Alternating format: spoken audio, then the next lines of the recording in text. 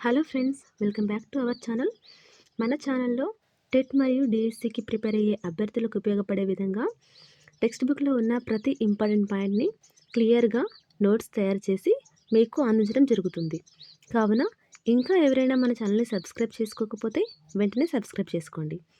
ఇప్పుడు మనం 4వ తరగతి తెలుగు టెక్స్ట్ బుక్లో ఉన్న ఇంపార్టెంట్ పాయింట్స్ని అండ్ గ్రామర్ బిట్స్ని చూద్దాం.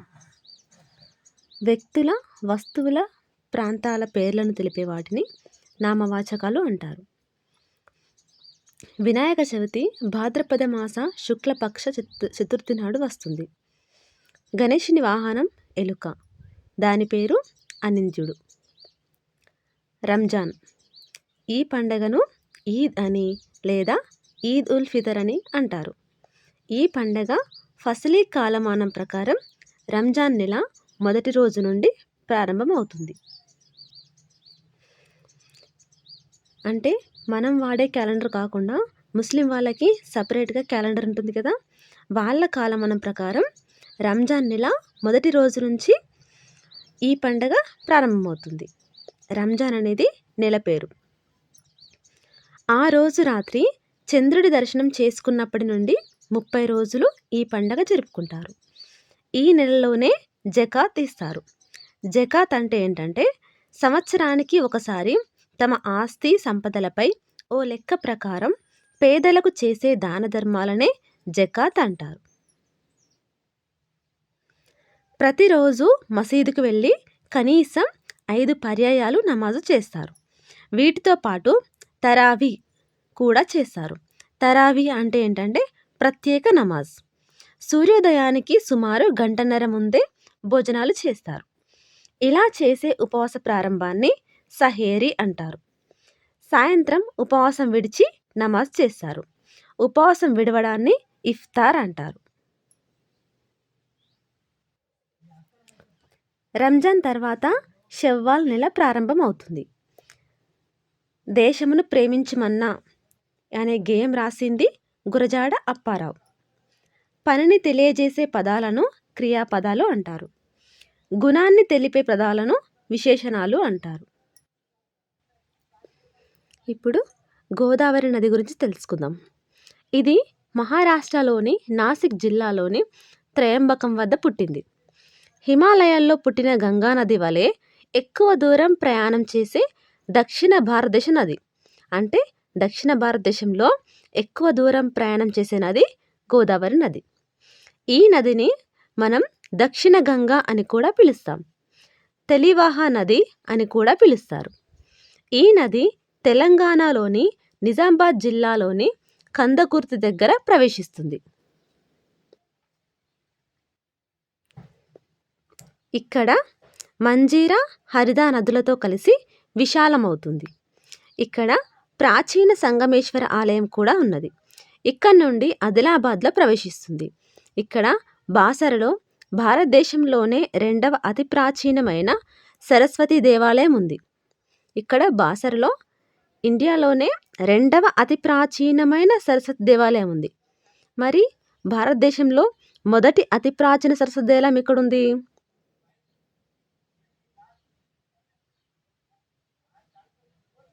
ఎక్కడుంది? జమ్మూ కాశ్మీర్లో ఉంది.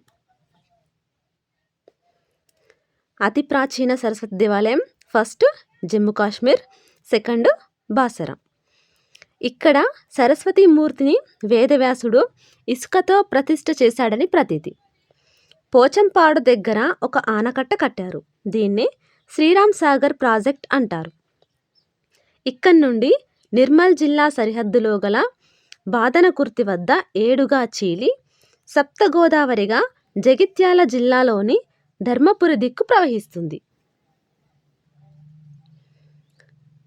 ధర్మపురి యందు నారసింహ క్షేత్రం ఉంది. భూషణ వికాస, శ్రీ ధర్మపుర నివాస, దుష్ట సంహార నరసింహ దురిత దూర అని కీర్తిస్తూ శేషప్ప కవి నరసింహ శతకం రాశాడు. ఇక్కడ 2 ఆలయాలు ఉన్నాయి. మొదటిది యోగ నరసింహస్వామి, ఇది పాతది.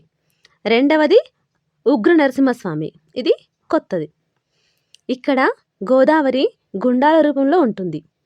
అవి యమగుండం, బ్రహ్మగుండం, సత్యవతి గుండం, చక్రగుండం అని మొదలగు పేర్లతో పిలుస్తారు. ఇక్కడ ఇసుకతో చేసిన స్తంభం ఉన్నది. ధర్మపురి నుండి రాయపట్నం చేరుతుంది. గోదావరి నది ధర్మపురి నుండి రాయపట్నం చేరుతుంది. ఇక్కడ ఒక వంతెన కట్టారు. అది కరీంనగర్, ఆదిలాబాద్ జిల్లాలను కలుపుతుంది.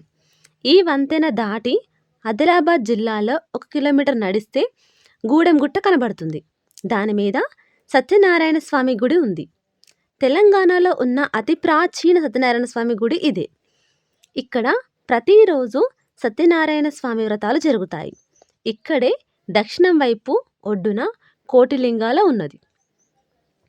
కోటిలింగాలు అంటే ఏంటంటే, కోటిలింగాలు భారతదేశాన్ని సగభాగం దాకా పరిపాలించిన శాతవాహనుల తొలి రాజధాని.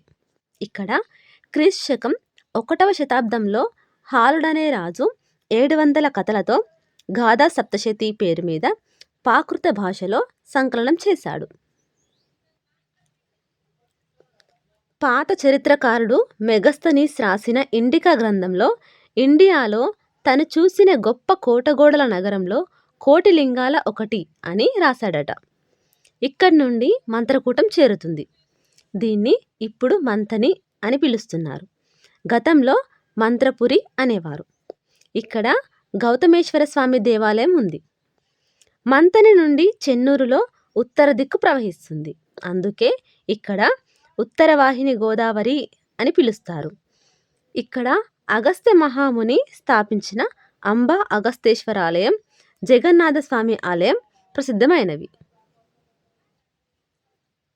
చెన్నూరు నుండి కాళేశ్వరం దిక్కు ప్రవహిస్తుంది. ఇది త్రివేణి సంగమం. అంటే గోదావరిలో ప్రాణహిత, సరస్వతి నదులు కలిసి త్రివేణి సంగమం ఏర్పడుతుంది. ఇక్కడ ఒకే పానవట్టంపై 2 లింగాలుండడం ప్రత్యేకత. ఒక శివలింగం కాళేశ్వరుడు, ఇంకొకటి ముక్తేశ్వరుడు. కాళేశ్వరం నుండి వరంగల్ దిక్కు ప్రవహిస్తుంది. వరంగల్లో సమ్మక్క సారక్క పేరు మీద ఆసియా ఖండంలోనే అతిపెద్ద గిరిజన జాతర జరుగుతుంది. వరంగల్ నుండి ఖమ్మంలో ప్రవేశిస్తుంది.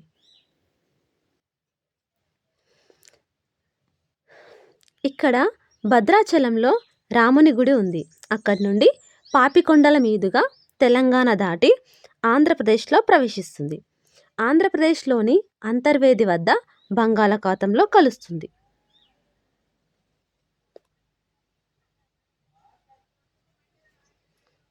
గోదావరి నది మహారాష్ట్ర, తెలంగాణ, ఆంధ్రప్రదేశ్ రాష్ట్రాలలో ప్రవహిస్తుంది. కానీ మన తెలంగాణలో ఎక్కువ కిలోమీటర్లు ప్రవహిస్తుంది.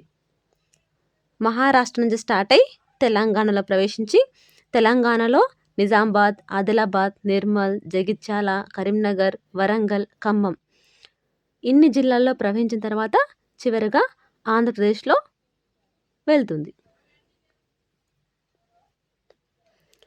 గోదావరి నది పాఠంలోని కొన్ని బిట్స్ చూద్దాం. ఇక్కడ పుణ్యక్షేత్రం అది ఉన్న జిల్లా రాయమని చెప్పారు. బాసర పాతదైతే ఆదిలాబాద్ జిల్లా, కానీ కొత్త జిల్లా ప్రకారం బాసర నిర్మల్ జిల్లాలో ఉంది. సెకండ్, ధర్మపురి జగిత్యాల జిల్లాలో ఉంది. కాళేశ్వరం జయశంకర్ భూపాలపల్లి జిల్లాలో ఉంది. భద్రాచలం ఖమ్మం జిల్లాలో ఉంది. ప్రస్తుతం భద్రాద్రి కొత్తగూడెంలో ఉంది. సమ్మక్క సారక్క వరంగల్ కొత్త జిల్లా ప్రకారం ములుగు జిల్లాలో ఉంది. గూడెంగుట్ట ఆదిలాబాద్ జిల్లా కొత్త జిల్లా ప్రకారం మంచిర్యాల జిల్లాలో ఉంది. అంటే గూడెంగుట్ట మంచిర్యాల జిల్లా. ప్రతి, అను, ఆహా, ఓహో మొదలగు పదాలు లింగ, వచన, విభక్తి లేని పదాలు. వీటిని అవ్యయాలు అంటారు. ఇలాంటి చుక్కను వాక్యాంత బిందువు, ఫుల్ స్టాప్ అంటారు. ఇలాంటి గుర్తును స్వల్ప విరామ చిహ్నం, కామా అంటారు. ఇలాంటి గుర్తును ప్రశ్నార్థక చిహ్నం అంటారు. ఈ చిహ్నం చివరన ఉండే వాక్యాలను ప్రశ్నార్థక వాక్యాలు అంటారు. దీన్ని ఆశ్చర్యార్థక చిహ్నం అంటారు.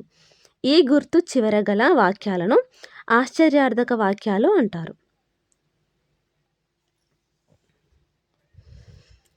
సంబోధన ఆశ్చర్యం, సంతోషం, భయం మొదలైన భావాలను తెలిపే పదాల తర్వాత కూడా దీన్ని ఉపయోగిస్తారు.